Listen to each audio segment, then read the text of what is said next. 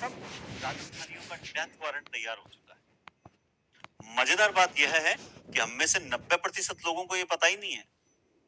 जी हाँ, मैं बात कर रहा हूँ राजस्थान के रक्षा कवच, उत्तर भारत की ढाल, राजस्थान की जीवन रेखा और प्रकृति का शील्ड कही जाने वाली हिमालय से भी 3.2 बिलियन वर्ष पुरानी अरावली पर्वतमाला के बारे में। वह अरावली जिसने आंधियों को रोका, रेगिस्तान को थामा और सभ्यताओं को पनपने का अवसर प्रदान किया, उस अरावली का डेथ वारंट तैयार हो चुका है। 20 नवंबर 2025 को केंद्र सरकार की सिफारिश पर सुप्रीम कोर्ट एक निर्णय देता है कि अब 100 मीटर से कम ऊंचाई वाली पर्वत चोटियां अरावली का हिस्सा नहीं मानी जाएगी। यानी राजस्थान में लगभग 12,100 पर्वत चोटियां हैं, जिसमें से 11,000 पर्वत चोटियां 100 मीटर से कम ऊंचाई की है।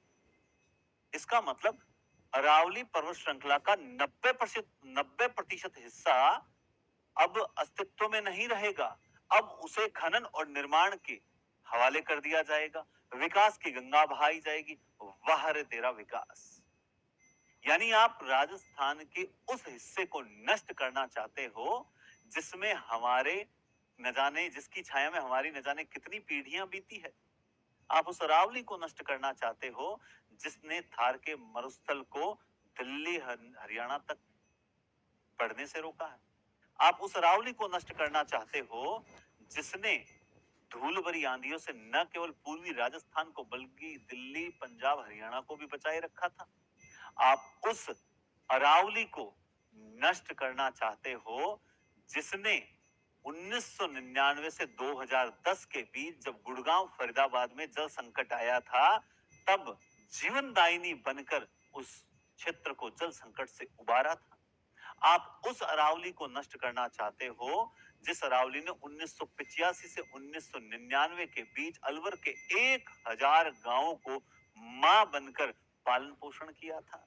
आप उस अरावली को नष्ट करना चाहते हो जिस अरावली ने दिल्ली एनसीआर को प्रदूषण से बचा रखा है। जब गर्मी में भयंकर लू जो यूपी के उपजाऊ मैदानों को नष्ट कर सकती है, उस लू को रोकने वाली उस दीवार को नष्ट करना चाहते हो। आप उस अरावली को नष्ट करना चाहते हो जिस अरावली में 1000 से ज्यादा वन्य जीवों की प्रजातियां आज निवास कर रही है। 350 से अधिक पक्षियों की प्रजातियां संरक्षण प्राप्त कर रही है।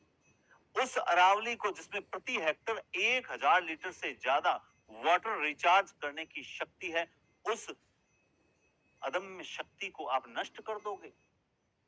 ये कौन सा विकास है? भरतपुर के आसपास है कोटला वेटलैंड क्षेत्र है जो कि 5000 एकड़ में है। आपके सर्वे में बताया गया है कि 90 एकड़ क्षेत्र सिर्फ काम का है, बाकी क्षेत्र को आप खनन और निर्माण के हवाले कर दोगे। ये विकास बहुत अच्छा लगा। वह अरावली जिसकी सांस्कृतिक, भौगोलिक, आध्यात्मिक पहचान है, उस पहचान को आप मिटा दोगे। वह अरावली जिसने सदियों तक हमारी पीढ़ियों को थामा, आज वह अकेला महसूस कर रहा है। वह पर्वत आज आंसू बहा रहा है। उसके आंसुओं को देखकर हर राजस्थानी को दर्द होता है, क्योंकि अरावली के साथ साथ हम अपना भविष्य भी खो देंगे। और उस अरावली के दुख में हमारा दुख छिपा हुआ है।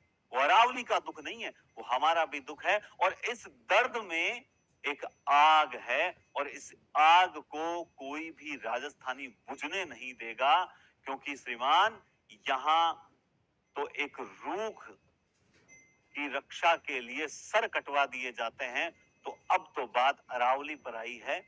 कोई भी राजस्थानी इस निर्णय का विरोध करने से नहीं चूकेगा।